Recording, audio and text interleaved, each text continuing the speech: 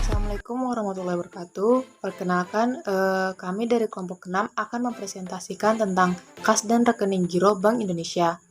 Nah, sebelumnya perkenalkan saya Suri Azhar Siregar, NPM 096, dan rekan-rekan saya yaitu Yuni Setianingsi, NPM 104, kemudian Tri Melidina Kesuma, NPM 106, dan Arim Sukma Permata, NPM 114. Nah, di sini saya akan menjelaskan tentang kas. Nah, apa yang dimaksud dengan kas? Nah, kas ini merupakan mata uang kertas dan logam baik dalam valuta rupiah maupun valuta asing yang masih berlaku sebagai alat pembayaran yang sah.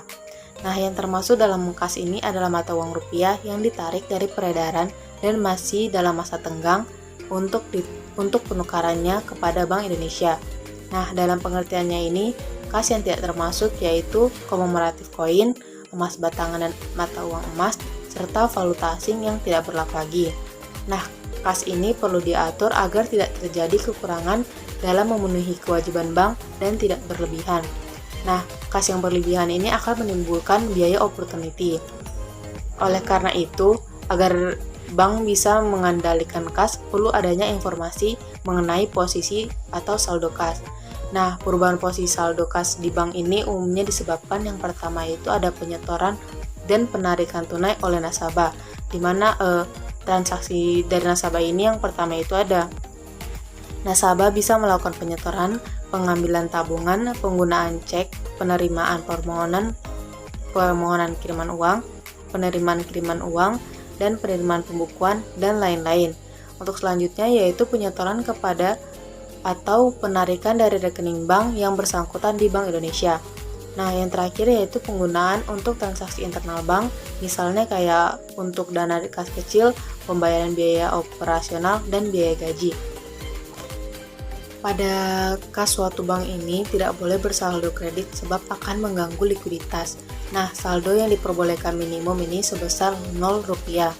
Nah, khusus untuk rekening kas yang sering menampung pengiriman uang secara fisik atau remise dari suatu bank ke bank lain atau dari satu cabang ke cabang lainnya. Nah, contohnya itu ada di buku halaman 165 sampai 166. Nah, teman-teman bisa lihat. Untuk contohnya itu pada tanggal 15 Mei 2018, Bank Mitra Niaga Semarang mengirimkan uang tunai secara fisik ke Bank Mitra Niaga Cabang Solo sebesar 1 miliar. Maka pencatatan dalam jurnal di cabang Semarang ini adalah, nah teman-teman bisa lihat pada tanggal 15 bulan 5 2018 di rekening itu ada RAK cabang Solo masuk di debit senilai 1 miliar dan kas di kredit sebesar 1 miliar. Nah, untuk jurnal di cabang Solonya itu pada tanggal 15 Mei bulan 5 2018 ini rekeningnya di kas sebesar di debit sebesar 1 miliar dan RAK cabang Semarang di kredit sebesar 1 miliar. Nah, selanjutnya yaitu petty cash atau kas kecil. Nah, apa yang dimaksud dengan petty cash ini?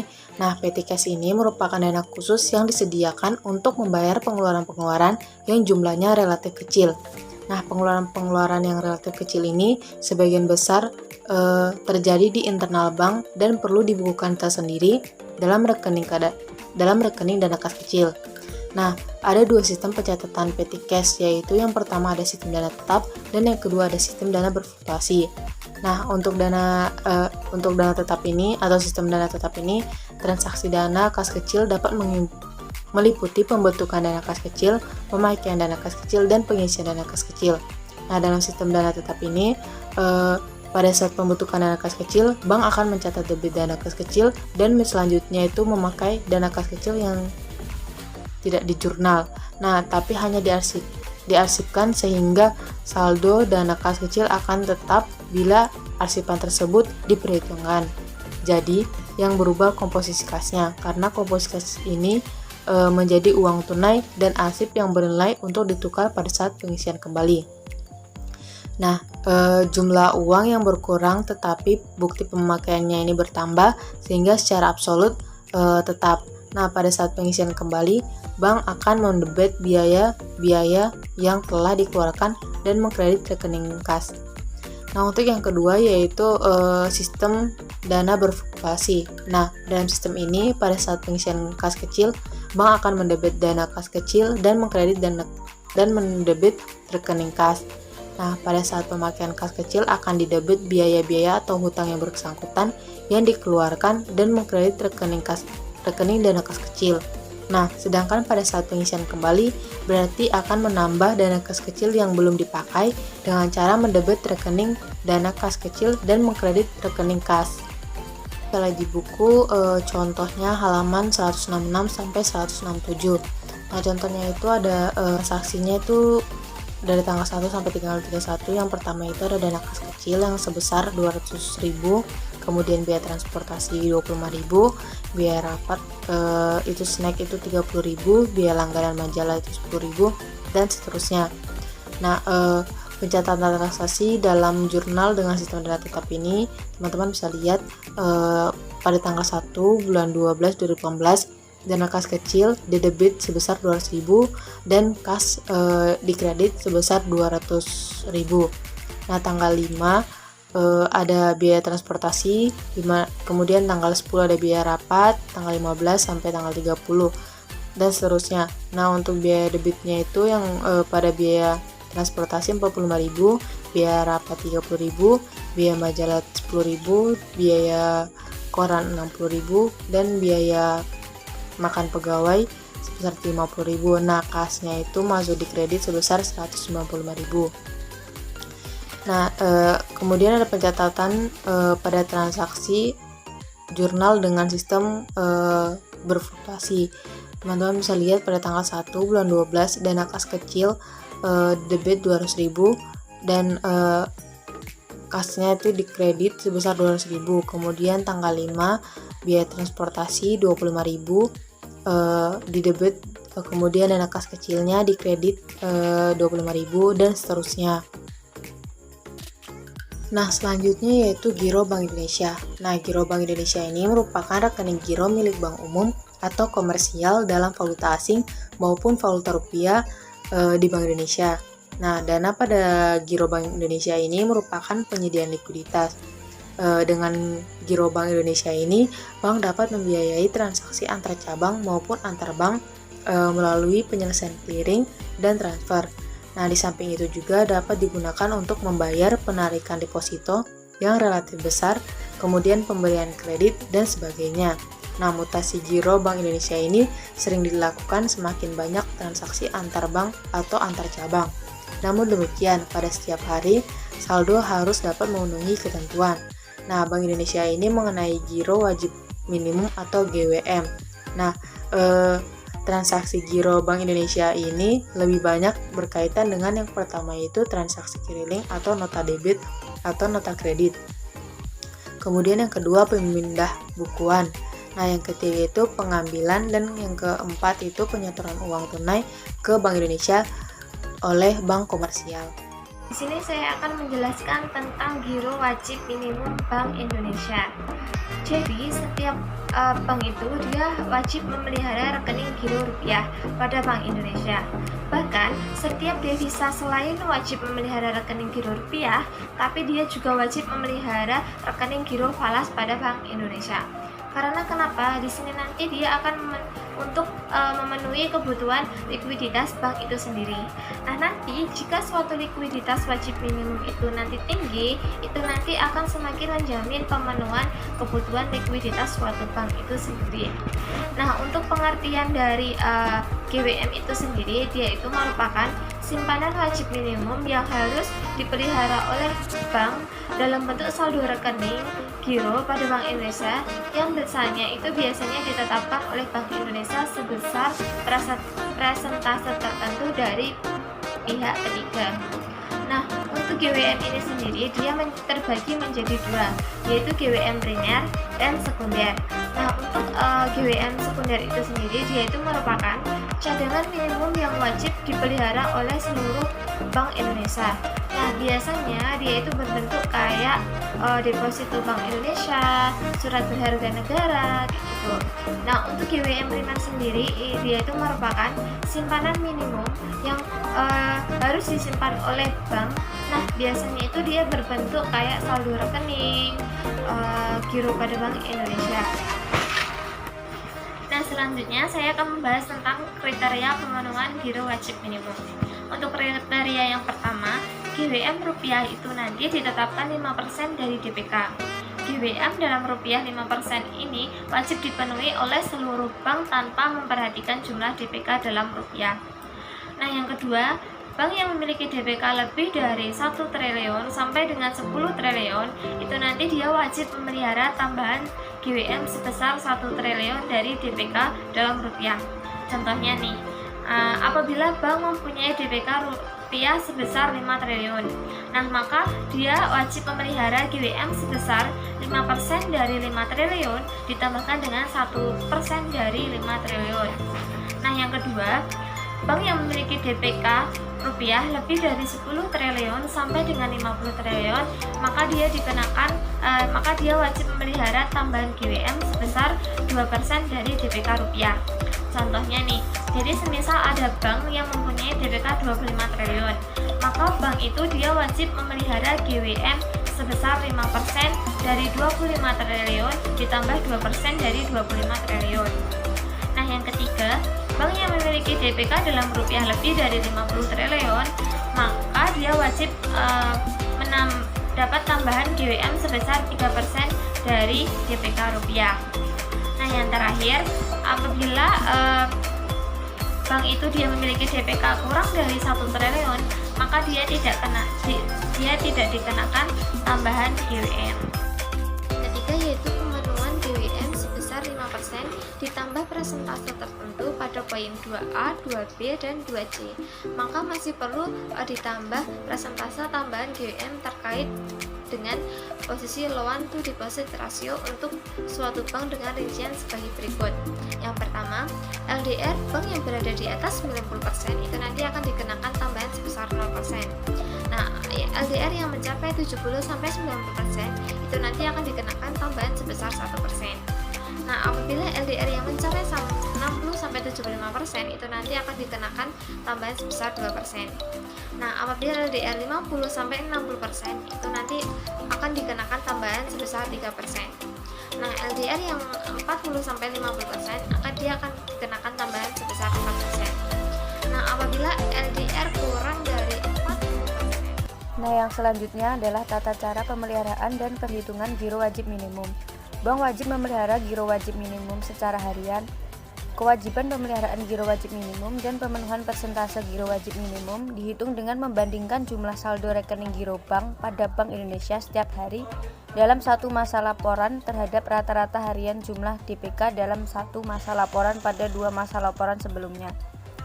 Nah, cara menghitungnya yaitu dengan jumlah harian saldo rekening giro bank yang tercatat di Bank Indonesia setiap hari dalam satu masa laporan dibagi dengan rata-rata harian jumlah DPK bank dalam satu masa laporan pada 2 masa laporan sebelumnya dikali 100%.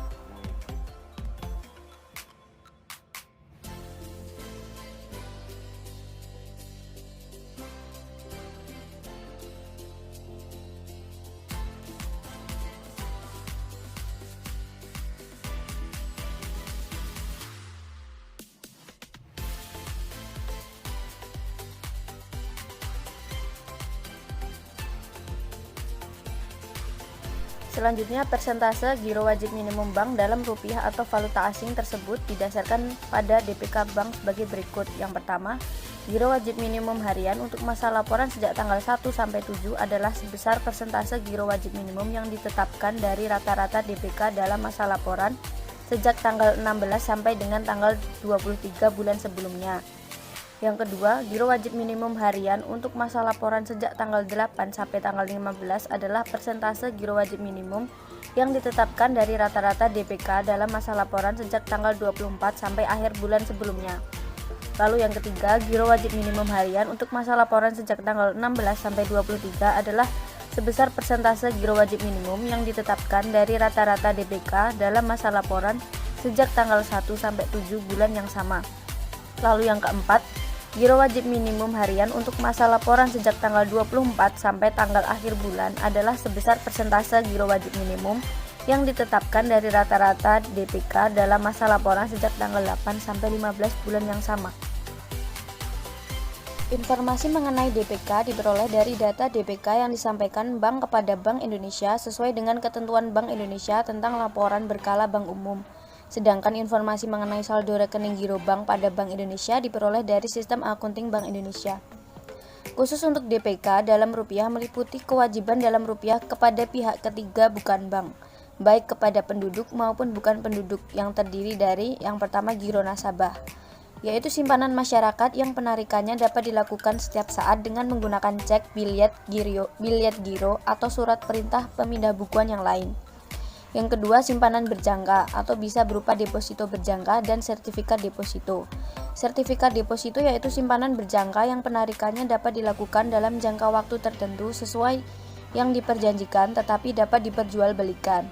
Yang ketiga, tabungan, yaitu simpanan masyarakat yang penarikannya dapat dilakukan menurut syarat-syarat tertentu yang disepakati tetapi tidak dapat ditarik dengan menggunakan cek, bilet giro, atau yang dipersamakan dengan itu. Lalu yang keempat, kewajiban-kewajiban lainnya. Kewajiban jangka pendek lainnya yaitu sesuai kewajiban bank selain yang disebutkan di atas, yang sampai 24 bulan dapat ditagih oleh pemiliknya dan harus segera dibayarkan. Nah, yang selanjutnya adalah jasa giro Bank Indonesia. Sesuai dengan peraturan Bank Indonesia memberikan jasa giro sebesar 6,5% per tahun terhadap bagian saldo rekening giro rupiah bank yang diperuntukkan untuk pemenuhan kewajiban memelihara tambahan giro wajib minimum dalam rupiah. Persentase jasa giro tersebut merupakan tingkat bunga efektif tahunan atau effective annual rate yang ditentukan berdasarkan periode compounding harian selama 360 hari dengan rumus tingkat bunga efektif tahunan sama dengan 1 ditambah tingkat bunga tahunan dibagi 360 hari dikali 360 hari. Dengan demikian, jasa giro yang diberikan terhadap bagian saldo rekening giro rupiah bank yang diperuntukkan untuk pemenuhan kewajiban memelihara tambahan giro wajib minimum dalam rupiah adalah sebesar 0,0175%. Nah, periode jasa giro adalah tanggal 1 sampai 7 dengan tanggal pengkreditan oleh Bank Indonesia di tanggal 8. Periode jasa giro tanggal 8 sampai 15 adalah tanggal pengkreditannya tanggal 16. Periode jasa giro tanggal 16 sampai tanggal 23, pengkreditannya adalah tanggal 24. Periode tanggal 24 sampai akhir bulan, tanggal pengkreditannya adalah tanggal 1 bulan berikutnya. Slide selanjutnya yaitu sanksi pelanggaran giro wajib minimum. Pengkreditan giro Bank Indonesia oleh Bank Umum itu merupakan pembebanan rekening yang bersangkutan. Pelanggaran giro wajib minimum bisa terjadi baik dalam kondisi saldo giro Bank Indonesia positif maupun bersaldo kredit negatif bagi Bank Umum.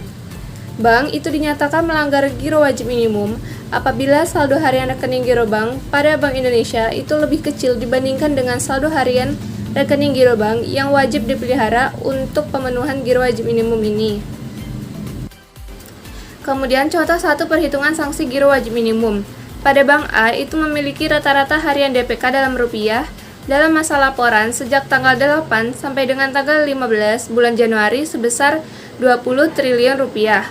Kemudian LDR berada di atas 90%. Giro wajib minimum harian untuk masa laporan sejak tanggal 24 sampai dengan tanggal akhir bulan Januari adalah sebesar yang pertama yaitu 5% dari 20 miliar rupiah, yaitu sebesar 1 triliun rupiah sebagaimana telah dimaksud dalam pasal 3 ayat 1 ditambah dengan 2% dari 20 miliar rupiah, yaitu sebesar 400 miliar rupiah sebagaimana dimaksud dalam kriteria pemenuhan giro wajib minimum pada poin 2. Saldo rekening giro Bank A pada Bank Indonesia pada tanggal 24 Januari itu adalah sebesar 1 triliun 200 miliar rupiah atau sebesar 6% dari DPK dalam rupiah, sehingga terdapat kekurangan pemenuhan giro wajib minimum sebesar 200 miliar rupiah. Suku bunga JIBOR pada tanggal 24 Januari adalah sebesar 6%. Untuk perhitungannya, perhitungan sanksi kewajiban membayar atas pelanggaran giro wajib minimum rupiah Untuk Bank A pada tanggal 24 Januari adalah sebagai berikut. Kita lihat rumusnya dulu, yaitu kekurangan giro wajib minimum dikalikan 125% dikali suku bunga JIBOR dikali hari kerja dibagikan dengan 360 dikali 100. Kemudian kita masukkan angkanya. Kekurangan giro wajib minimum sebesar 200 miliar rupiah dikali 1,25 dikali suku bunga JIBOR sebesar 6 dikali 1 hari kerja dibagikan dengan 360 dikali 100. Setelah itu kita dapatkan hasil sebesar Rp41.666.667. Kemudian untuk jurnal di Bank A itu adalah biaya lainnya penalti itu masuk di debit sebesar Rp41.666.667. Kemudian untuk akun giro Bank Indonesia itu masuk di kredit, yaitu sebesar Rp41.666.667. Selanjutnya yaitu contoh kasus perhitungan giro wajib minimum, jasa giro, dan sanksi pelanggaran giro wajib minimum. Di sini saya mengambil salah satu contoh, yaitu Bank A memiliki rata-rata harian dana pihak ketiga atau DPK dalam rupiah dalam masa laporan sejak tanggal 8 sampai dengan tanggal 15 bulan Januari sebesar 55 triliun rupiah dan perhitungan besarnya LDR pada akhir masa laporan minggu kedua itu adalah sebesar 80%. Saldo rekening giro rupiah Bank A di Bank Indonesia itu pada tanggal 24 Januari adalah sebesar 4.950 miliar rupiah atau sebesar 9% dari DPK dalam rupiah. Kemudian pada tanggal 25 Januari itu adalah sebesar 4.950 miliar rupiah atau sebesar 9% dari DPK dalam rupiah. Pada tanggal 25 Januari itu adalah sebesar 4.565 miliar rupiah atau 8,3% dari DPK dalam rupiah. Selanjutnya, untuk tanggal 20 Januari adalah sebesar 5.555 miliar rupiah atau sebesar 10,1% dari nilai DPK dalam rupiah. Pada tanggal 28 Januari itu adalah sebesar 7.051 miliar rupiah atau sebesar 12,82% dari DPK dalam rupiah. Kemudian pada tanggal 29 Januari itu adalah sebesar 6.050 miliar rupiah atau sebesar 11% dari DPK dalam rupiah. Pada tanggal 30 Januari itu adalah sebesar 4.950 miliar rupiah atau sebesar 9% dari DPK dalam rupiah. Kemudian pada tanggal 31 Januari itu adalah sebesar 4.950 miliar rupiah atau sebesar 9% dari DPK dalam rupiah. Kemudian diasumsikan pada tanggal 24, tanggal 25, tanggal 31 Januari dan juga tanggal 1 Februari itu adalah hari libur dan rata-rata suku bunga jangka waktu 1 hari overnight dari JIBOR pada tanggal 25 Januari adalah sebesar 8%. Yang pertama yaitu perhitungan giro wajib minimum. GWM harian yang wajib dipelihara untuk masa laporan sejak tanggal 24 sampai dengan tanggal akhir bulan Januari adalah sebesar yang pertama 5% dari 55 triliun rupiah yaitu sebesar 2.750 miliar rupiah sebagaimana telah dimaksud dalam pasal 3 ayat 1. Yang kedua yaitu 3% dari 55 triliun rupiah yaitu sebesar 1.650 miliar rupiah yang merupakan tambahan giro wajib minimum berdasarkan DPK ditambah dengan 1% dari 55 triliun rupiah yaitu sebesar 550 miliar rupiah yang merupakan tambahan giro wajib minimum berdasarkan LDR sebagaimana telah dimaksud pada poin 3 yaitu pasal 3 ayat 4. Yang kedua yaitu perhitungan jasa giro. Perhitungan jasa giro untuk masing-masing pada tanggal 27, 28, 29, dan 30 Januari itu adalah sebagai berikut. 0,0175% dikalikan dengan bagian saldo rekening giro rupiah bank yang merupakan kewajiban pemeliharaan tambahan giro wajib minimum. Kemudian kita masukkan angkanya yaitu 0,0175% dikalikan dengan 2.200 miliar rupiah, didapatkan hasil 385 juta rupiah. Kemudian saldo rekening giro rupiah pada tanggal 24, 25, dan 31 Januari itu tidak diberikan jasa giro dikarenakan tanggal-tanggal tersebut itu jatuh pada hari bukan hari kerja. Selanjutnya, pengkreditan jasa giro untuk masing-masing tanggal 27, 28, 29, dan 30 Januari itu dilakukan oleh Bank Indonesia pada rekening giro rupiah bank pada tanggal 2 Februari, dikarenakan tanggal 1 Februari itu jatuh pada hari libur. Jasa giro yang dikreditkan ke rekening giro rupiah bank pada tanggal 2 Februari itu adalah sebesar 4 dikalikan 385 juta rupiah, didapatkan hasil 1.540 juta rupiah. Jasa giro merupakan biaya bagi Bank Indonesia dan merupakan pendapatan bunga bagi bank umum. Pendebetan oleh Bank Indonesia merupakan pengkreditan oleh bank umum. Dengan demikian, jurnal di Bank ABC adalah sebagai berikut. Akun giro Bank Indonesia masuk ke akun debit yaitu sebesar 1.540 juta rupiah. Kemudian akun pendapatan bunga jasa giro masuk ke akun kredit sebesar 1.540 juta rupiah. Yang ketiga yaitu perhitungan sanksi pelanggaran giro wajib minimum. Sanksi terhadap kekurangan pemenuhan GWM pada tanggal 26 Januari dihitung sebagai berikut. Tadi pada slide sebelumnya saya sudah menjelaskan cara untuk menghitungnya. Di sini langsung kita masukkan saja angkanya.